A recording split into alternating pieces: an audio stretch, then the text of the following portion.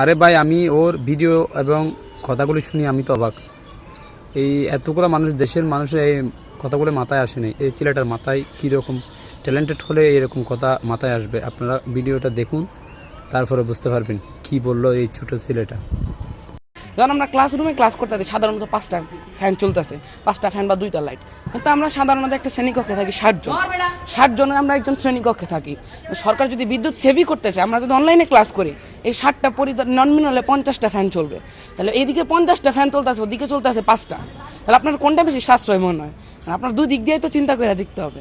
সাশ্রয় তো ক্লাসেই ক্লাস করা, নাহলে তো আপনার নতুন করে আপনার আরও 54টা, ধরেন 54 বা 50টা এরকম ফ্যান তো আপনার আবার চালাইতে হবে। তাহলে এদিকে বিদ্যুতের জ্বালানি সাশ্রয় কেমন হইতেছে? এই বাংলাদেশে যে জ্বালানি সংকট আছে, এটা কাটুক এবং সরকার চিন্তা করুক, সরকার গভীরভাবে চিন্তা করুক। সরকার আসলে অনেক চিন্তাই করে, কিন্তু আসলে বাস্তবধর্মী চিন্তা এটা তাদের মধ্যে নাই।